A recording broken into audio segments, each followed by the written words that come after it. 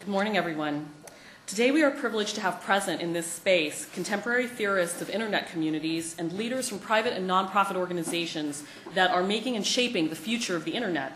We also have prominent representatives from the press, as well as some of the brightest, most creative, most inspiring young people in the world, and that is UC Berkeley undergraduate and graduate students who really are the future of digital society.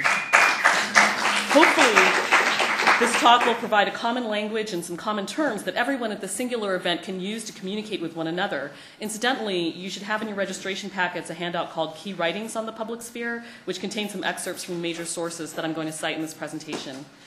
One could say that our primary object of investigation at this symposium is social media, or how people gather together and communicate. When I use those words, social media, any number of online communities come to mind. But in the 17th and 18th centuries, in Great Britain and France, social media looked like this.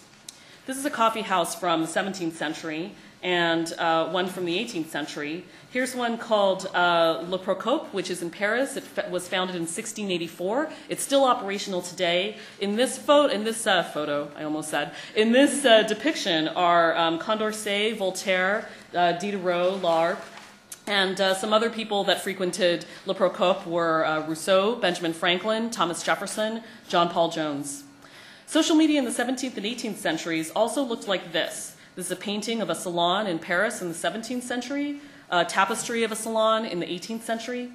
In 1962, German philosopher Jürgen Habermas posited that the late 1600s coffee houses and salons were the earliest social media sites of the modern, that is, post-Renaissance era.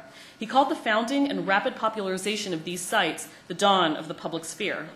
The influence of Habermas's theorization about the public sphere cannot be overemphasized. His thinking still guides our ideas today, although for some, his work is an inspiration, and for others, it is an outdated set of theories to be overturned, as some of our speakers today will surely attempt to do. What Habermas said was crucial about coffee houses and salons was what they were not. They were not the royal court. In the late 17th century, the royal courts of Britain and France were opaque, closed off from the vast majority of the population, both geographically and operationally, and constituted of a very limited class of people who were the monarch and his courtiers, and a very small coterie of hand-picked advisors.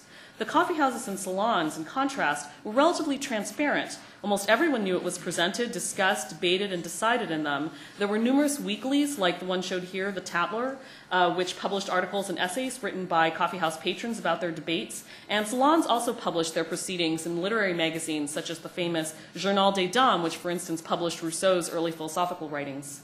The salons and coffee houses were open to outsiders. They were situated in the cities, and the coffee houses were open to the public. The salons recruited outsiders who could demonstrate their wit or their intellect or their artistic talent. And they were also diverse, as they brought together people from various professions and walks of life who openly stated their diverging opinions on many different subjects, as opposed to the court, where there was only one opinion that mattered, and that was the monarch's.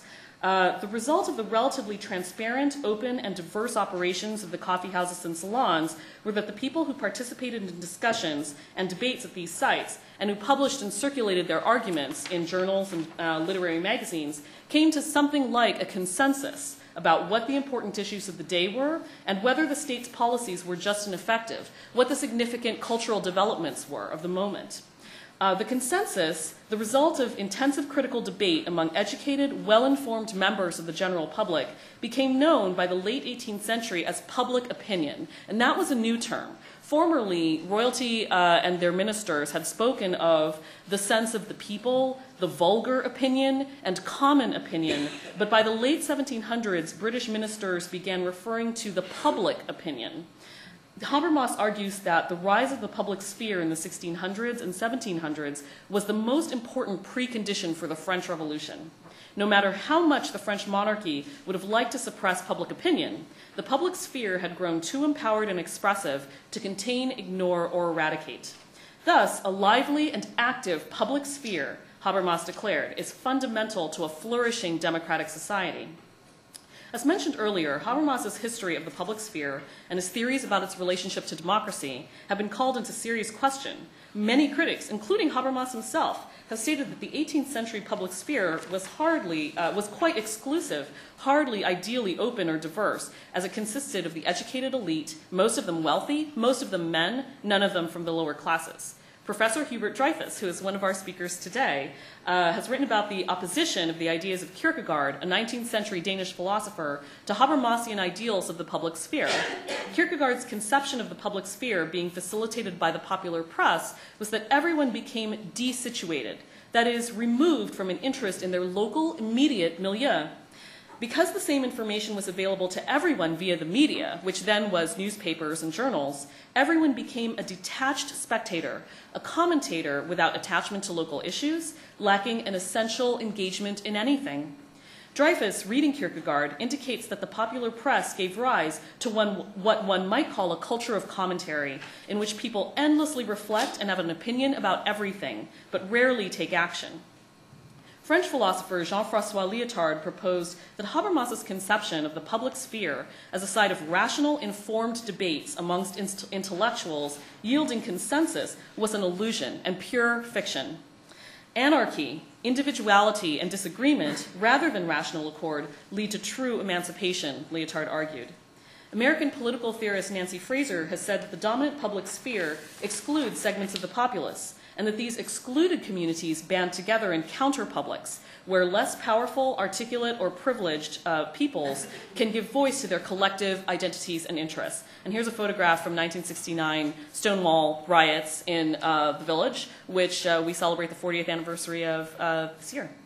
These counter-publics sometimes challenge the dominant social, economic, or political order, but they are often ignored by the dominant public sphere.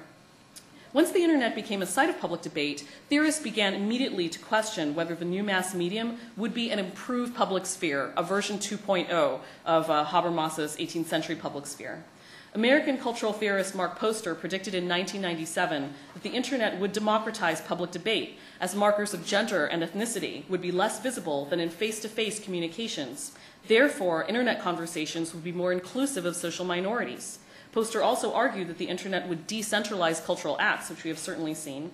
All forms of speech, publishing, film and TV making, etc., would be available to anyone and everyone, so that everyone could have a greater voice in the public discussion. But what about the Kierkegaardian notions of communities of commentary without action, opinion without involvement? Have internet communities become this? Does the feeling of empowerment that arises from freely expressing one's opinion online substitute for civic engagement and action, as Zizi Papakurisi postulates? Does the digital divide and the lack of universal access to the internet make the online public sphere just as exclusive as, if not more so, the analog public sphere? One might say that the internet at least satisfies Lyotard's call for individuality, anarchy, and disagreement, but have social media sites allowed us to divide up into counterpublics or affinity groups or suburbs or gated communities like the one pictured here that do not speak to one another? Has the internet made broad public debate and consensus too rare? Have online communities fragmented the public sphere? What we keep returning to, however, is the potential in Habermas's idea of the public sphere as a mechanism that safeguards and invigorates a democratic society.